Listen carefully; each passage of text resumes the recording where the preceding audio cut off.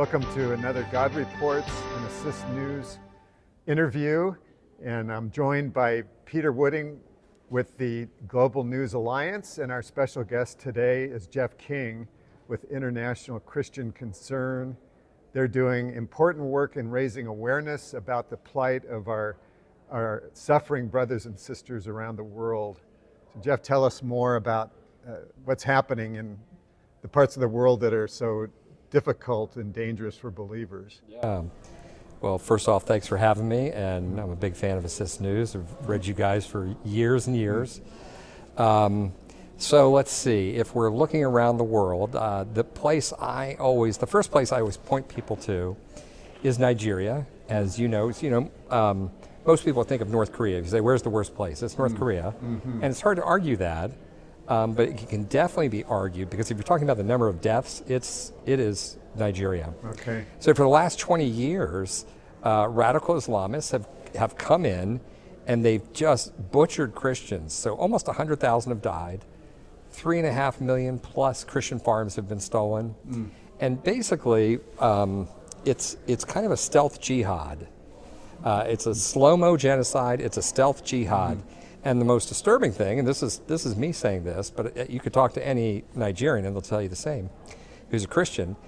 Year after year, nothing happens. The government doesn't go after the perpetrators. The army can be right near an attack, nothing happens. And but what's going on is it's the Fulani tribe, and there's some side issues, but at the core, it's a stealth jihad. And basically, there's a deep state within Nigeria, and they control the intel. The radical Islamists control intel, the police, and the army. So nothing happens. Hardly ever is anyone arrested. But they keep coming to the United States and say, if we just had $1 billion for helicopters and everything, we could find these guys. Oh. So that's Nigeria. It's just shocking. And if people start paying attention to the news, you'll see, day after day, you'll see on Assist News about different attacks. Another one, and this is related, this is interesting. So there's a vast stretch of Africa called the Sahel. And so it's just above Nigeria, and it runs from, just picture the map of Africa from coast to coast. That's a region called the Sahel. And in there, much of this area has become basically a lawless state controlled by Islamists. And it's extremely disturbing because it's basically a base from which ISIS can operate from. Now, it's really curious, and I would tell people to do this. If you want an interesting exercise, go find a map of the distribution of ISIS in the Sahel. And then find another map and say, show me the location of the Fulanis in the Sahel. Now, strangely, those maps almost overlap perfectly. Interesting. And the Fulanis had a huge caliphate back in the 1800s, and they're really intent on rebuilding that. So a lot of people, if they follow persecution news, they become familiar with this concept of a caliphate and how many places they're trying to rebuild them. That's one of them, and that's what's going on there. Are there any parallels with what happened in Sudan with the Islamists in the north sort of waging war against those in the south? Well, that's Nigeria, exactly, right? And so the persecution started up in the northeast of Nigeria, and it spread from there, and they really pushed most of the Christians out.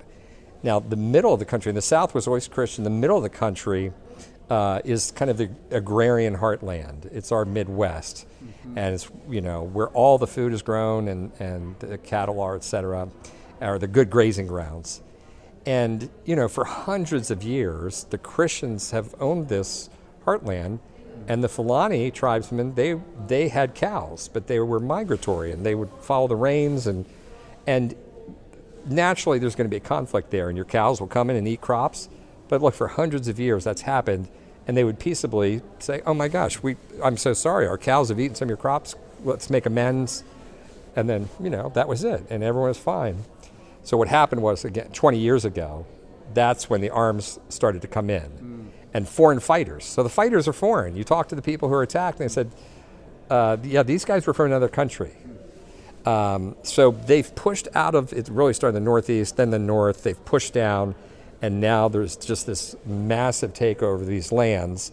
And with that, they'll gain control politically, and they'll gain the wealth of the farmland, and then also For the Fulanis, their key symbol of wealth is cows. They're migratory herders, and now they have to find basically a place where their cows can stay, and they're taking and stealing the richest land in the country. So the violence keeps going, and it's heading south. The Christians keep getting pushed lower, but you can only push people so long. It's really a bit of a powder keg. We're going to see what happens, but if this ever comes to civil war, it'll dwarf anything we've seen, and the refugee problem would be just unbelievable. We're hearing shocking stories out of Democratic Republic of Congo, beheadings. Yeah. Just bring us up to date. What's happening there? I mean, when you hear about, attacks and that, but beheadings is just shocking. Yeah, well, as you know, there's a reason when you hear about radical Islam, you hear about beheadings. So unfortunately, that's in the Quran. It's used to terrorize. There's a reason it gets our attention, and it's been used. But in the Democratic Republic of Congo, it's just such an unbelievably, it's been a source of unbelievable evil. Millions, literally millions, have been killed in the last 20 years, and the common number is 6 million. And DRC is 98% Christian. So and the main terror group is the ADF, and that's an Islamic terror group. So beheadings are part of it, extreme violence, unbelievable stream of orphans and victims left in their wake. And it's not just religion. There's an immense amount of wealth and mineral wealth there. So you've got all kinds of bad actors, but the deadliest group, especially for Christians, is the ADF, because they have very much a religious focus. It seems like this dream of a reawakening or reestablishing a caliphate has really taken root in the consciousness of that area. What's the likelihood that could happen again? Well, we're talking about two things. In the DRC, I don't know, because I don't think that could happen. But in the Sahel, that already happened. They're rebuilding what existed in the 1800s. So, but if they're going to export that violence, they're going to get some visitors from the West, and the French and different people and Europeans and maybe us would come in and start paying some attention to them. But right now, it's a lawless land. There's not a lot of wealth there, and it's somewhat desert. So as long as they don't stir a lot of trouble, they won't get a lot of attention. So, and there's a very good probability they can rebuild that caliphate depending on what they're doing.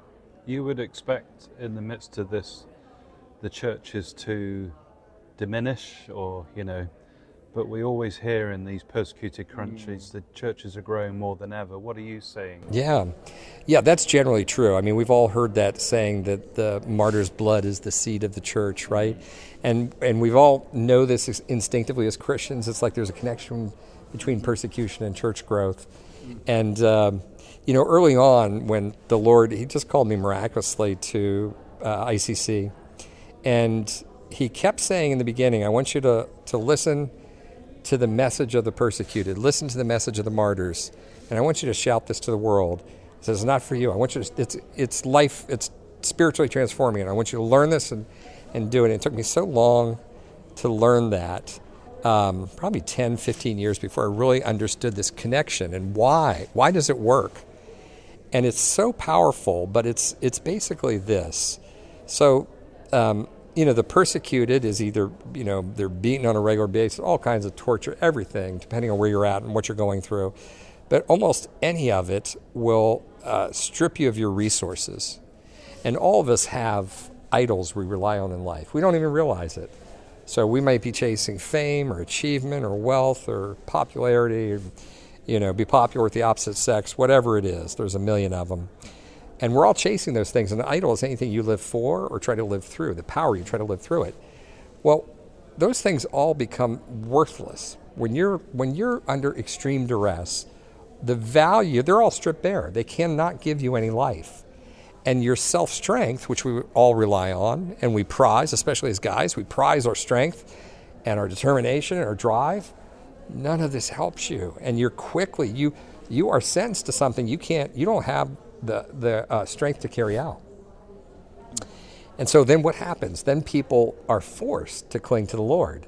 So we all do it intermittently. If you're a serious Christian, you do it intermittently, but under great pressure. you were on that boat that's rocking in the waves in the storm, and then what do you do? You're going to hold on to the mast, right? That's the classic picture.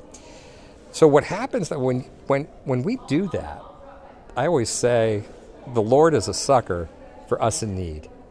When he feels our desire and our need, he responds to it. Now, we've all been through crisis and heard silence too, but in general, this is what he does.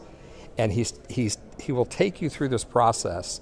So, but when we have that great desire, his power starts to flow. And you look at Ezekiel 38, you look at Revelation 22, and you see the river of God, this picture of the Holy Spirit and his strength that trickles out of the throne and down onto the earth and becomes a stream and then a river, a great river, and then a great ocean that covers the whole world. And this is what spreads. His power starts to flow through his believers.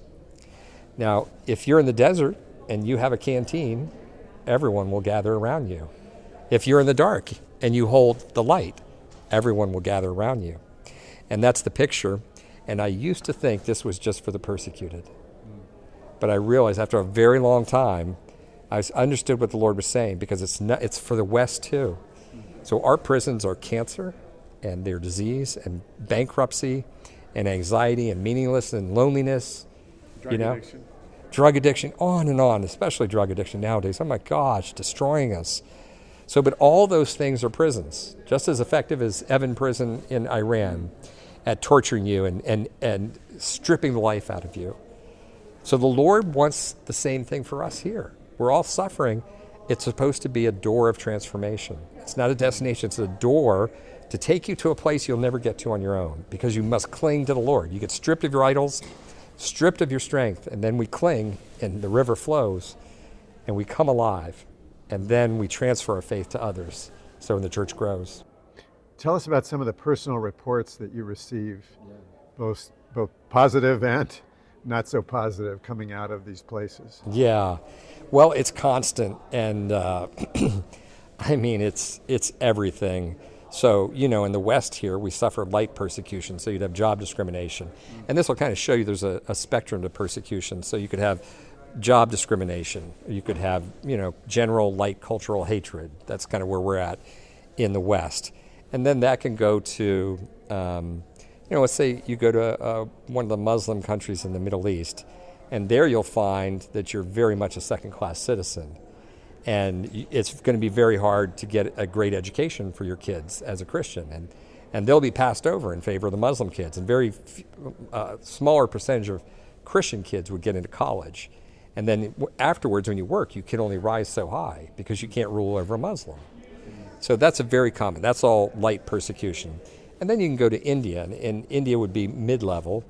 And Prime Minister Modi and his political party they're very intent on strangling the church in India and destroying it.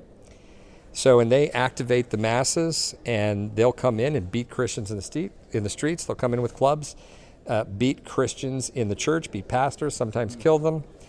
And then you move up to the far end, where you've got the Nigeria, you've got North Korea, and even China, where you're being put away for decades and decades. Yeah. One of my favorite stories was a woman who managed to be released from Kaeshan prison in North Korea, one of the few who lived to tell and escaped to China, ended up in South Korea. Sunak Lee, maybe you know her story. Just, you cannot imagine what believers are enduring in places like that are imprisoned. She was not a Christian while she was in prison, but she observed other Christians there and how they were treated, and it's just heartbreaking. I've spoken to so many defectors, and one of them just really sticks in my mind, and he wasn't a believer. And I asked him about that. And so he had been a party loyalist, and then had been sent to prison. And this, it's a mafia, they eat their own, it's always the same. And so he goes to prison, and it was horrible, terrible torture. And he was telling me about his life, and he said, to this day, I have to go to sleep with headphones on with loud music just to keep the demons at bay. Oh, that's terrible. And and I'm like, why have you not turned to God? But it's hard for us to imagine, especially in a place like North Korea. It's hard for me to imagine. Mm-hmm. It's such an otherworldly place of evil. So it's really hard. But even going back to that idea of the martyr's blood is the seed of the church. You love to think about, for me, when you do persecution ministry for 20 years, it can be pretty discouraging. I mean, you just see death and destruction, right? You're familiar with this dynamic, right? And I know I would look around and I'd say, I'm a student of the Bible, I'm a student of prophecy, and well, we know we win in the end. And it's not really we, it's the Lord. The Lord wins in the end, the church wins in the end. And that river that starts as a trickle, we've seen it already. It becomes a stream and then a river, and we're a great river, and it's covering much of the earth. But how, Lord? Because we are sheep among wolves. We're told to love and forgive, but others, some of these people are horrible, and they'll crush and destroy for anything, just for power, for money, control. And so it took me a long time until I understood this dynamic of what happens with persecution, how we cling to the Lord. And then I looked around and I said, you know what? I see it, and I see it all. Looking back in history, you see it throughout the last 2,000 years, great waves of persecution, and still the river widens and takes more territory. And then you look at China. Look at what Mao and the Marxists have done over the last 70 years. The church wasn't that big when they took over. It might be 200 million now. It's massive. And look at Iran. When the Ayatollahs took over, they were going to be a proper Islamic state. They were going to take Islam to the world. And then what's happened? It's like the mosques are empty now and the church is exploding. One of my favorite interviews was Bob Bowman, who would broadcast Christian programming into China. Yeah. And for years, we didn't really know what was going on there. And when things opened up somewhat, we discovered this amazing growth that you're talking about. Yeah. So I'm wondering, could that be happening in North Korea? Yeah, I would say it probably is not happening at the same scale. But I guarantee it is happening. From those who know, it's happening. And you cannot stamp out his church, especially in the dark. You just can't stamp out the light, because it's whenever light pops up, they're so drawn to it. So wherever persecution is happening, it's such a dark, dark place, and people do not like to live in the dark. And they will seek those with the light. Those who are starving, those who are dying of thirst will seek the person with the canteen. So always, but we're only going to hear so much. And even those who know, they can't say much because they don't want attention. But the church is there, it's alive, and when the gates come down, and they will, then we're going to hear about the heroes, and we're going to hear about those who have just withstood unbelievable pressure and danger. Sorry, go on. Do you have contact with believers in North Korea? We've used secular stations and created programming to put in. We've done all the usual things, like you put in thumb drives with gospel materials and all kinds of things into rice bottles and float them down the river. But we don't have direct contact, no. Okay. But I talk to people who do. Okay. Yeah. What's the biggest challenge to challenge the Western church to not just stay aware of what's happening, but actually respond and stand with these brothers and sisters? Well, the word says we're one body, right? And yet here that toe is being smashed with a hammer, and the mouth is not crying out. And I think we all get it, because we're the mouth, or maybe we're the head. That's how we think of ourselves. Now, I would say they're the head. But still, they're, just for the picture, they're that foot, that toe that's being smashed repeatedly, and we're not crying out. So the Lord says we're one body. And I would point to Mother Teresa. Mother Teresa, I'm an evangelical, but listen to what she said. She became a world-level rock star, right, near the end of her life. And so she attracted a lot of nuns.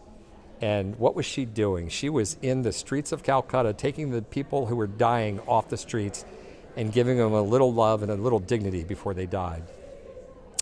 And you can imagine when people are dying in the streets, what's happening to them? What do they smell like? It's a horrible experience, right? And so she attracted so many nuns when she became a rock star, and they would come into the ministry and they would do the work, and they were like, this is why she's a saint. A saint, sorry.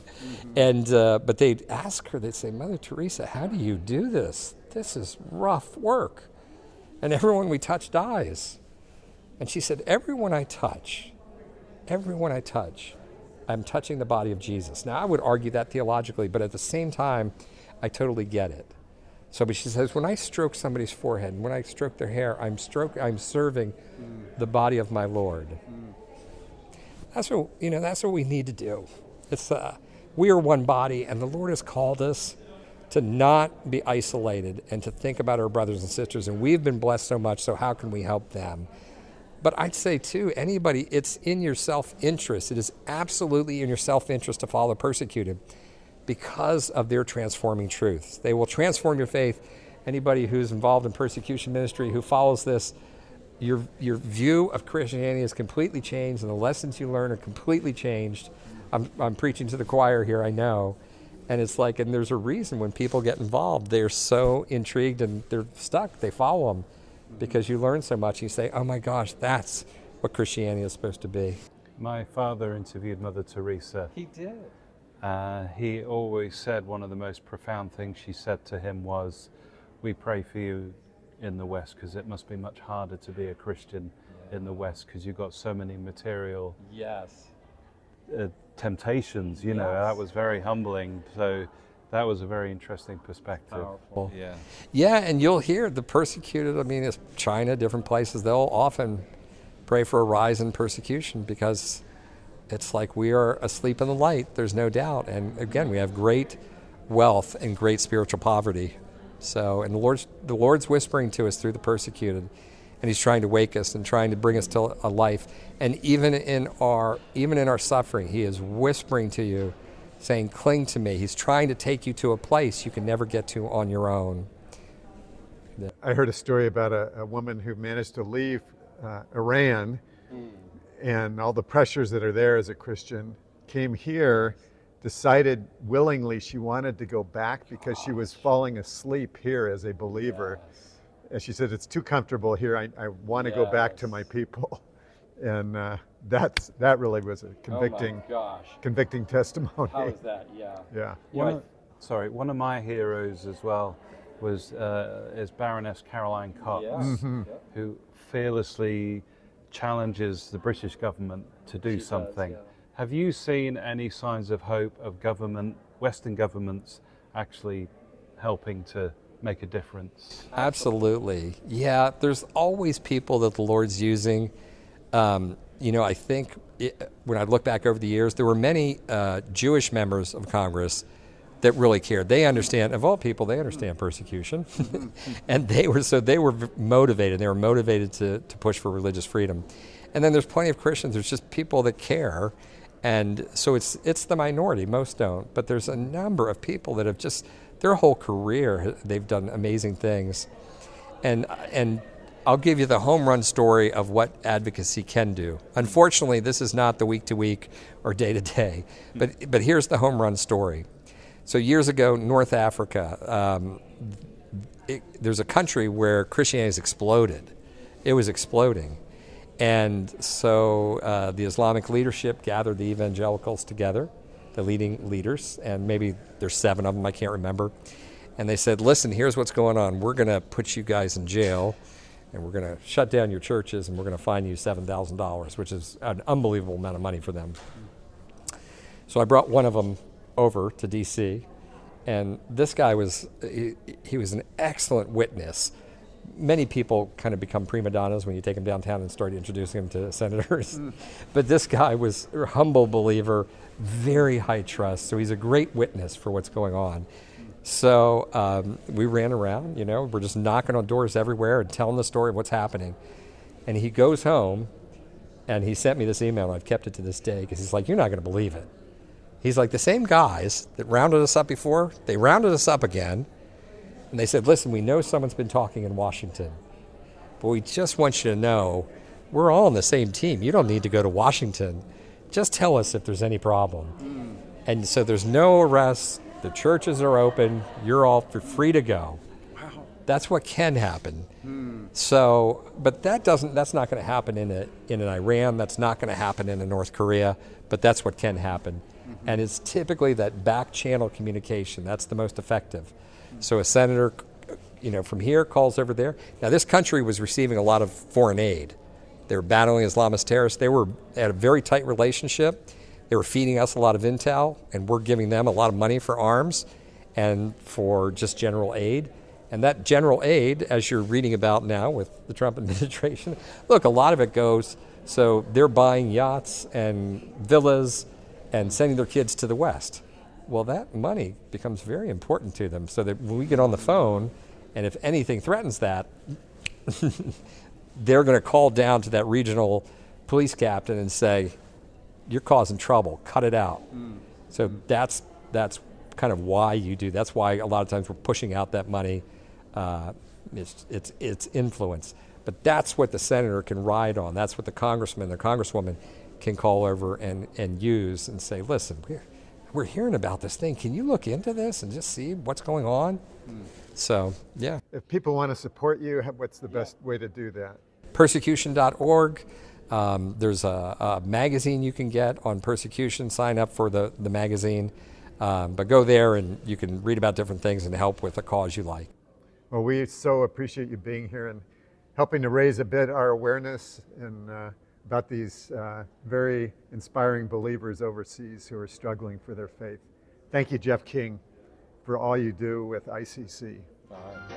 Thank you.